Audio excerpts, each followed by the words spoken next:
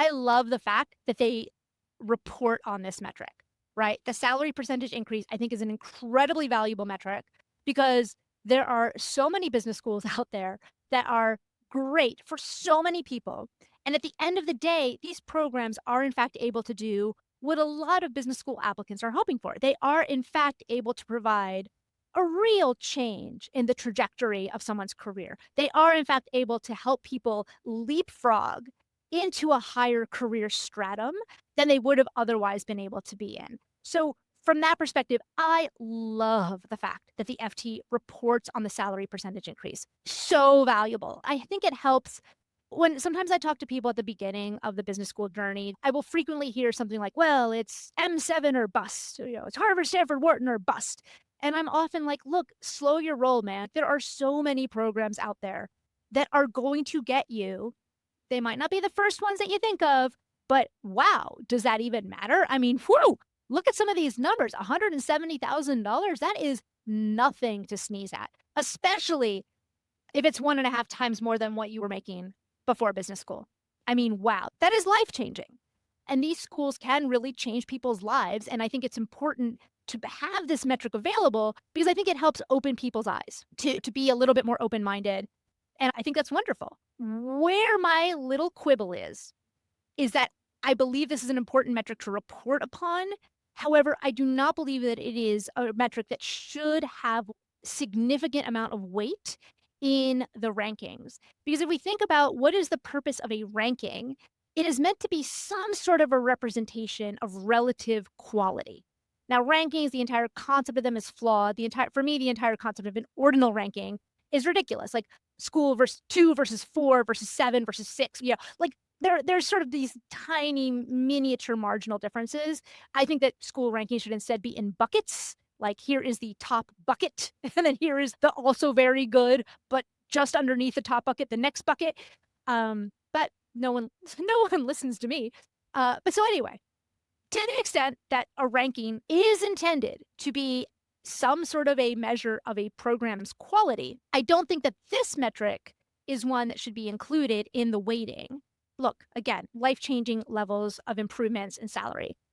But when I look at, okay, so these were the top 5 programs by the salary percentage increase. But now when I look at it by the weighted salary, right, the top 5 US programs by weighted salary, it's not entirely accurate to say that, well, these programs, you start with people who have lower incoming salaries and they end up in the same place as the other programs.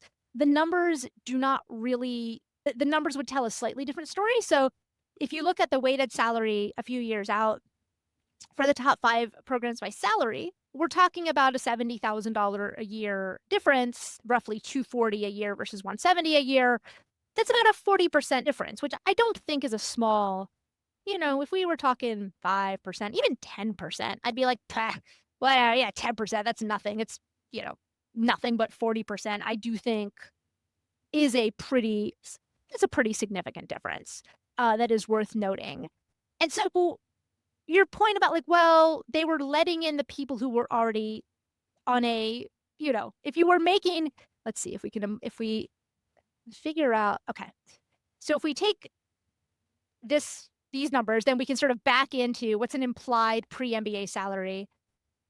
That would indicate maybe something in the mid 60s before MBA versus, 110, something 110, 115 for these other programs.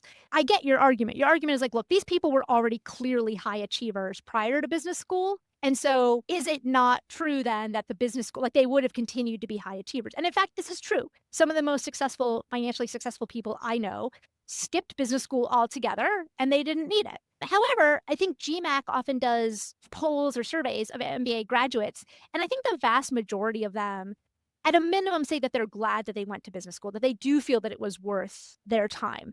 So how much of this is nature versus nurture, we will never know.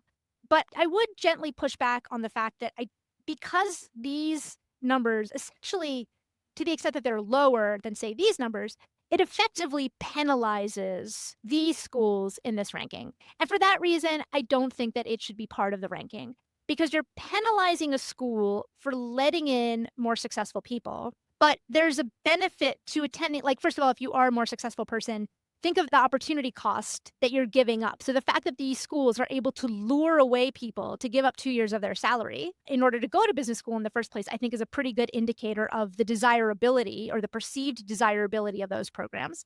Also, I do think that there is merit to thinking about, like, who are my peers going to be in a business school?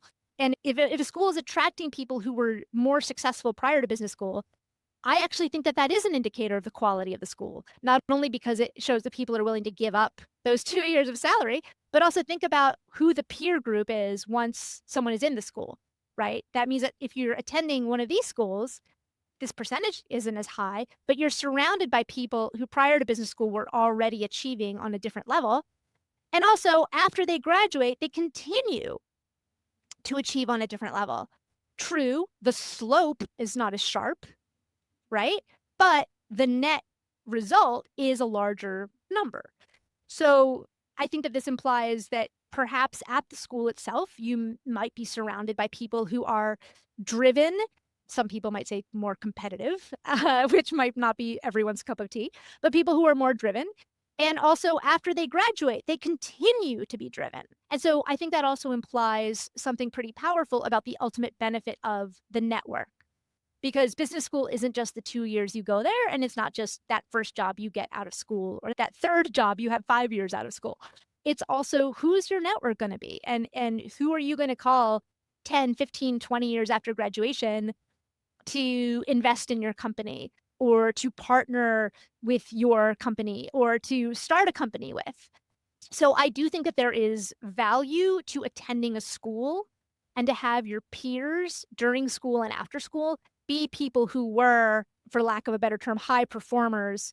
I don't think that this should be punished, because I do think that this does yield a better business school experience and a better result in the long term. And so my quibble, again, I love this metric. I think this is an amazing metric to provide. But my quibble is that this should not be given, honestly, any weight at all, and certainly not the high level of weight that it's given. Because again, you're punishing the schools that, you're basically indicating that what I would say is an indication of quality, an indirect indication of quality, but an indication of quality all the same.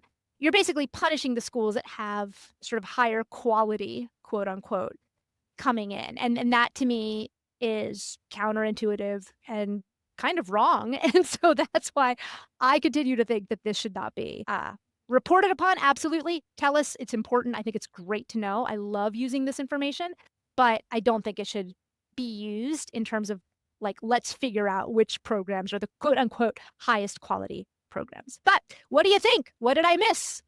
Let me know. Thanks.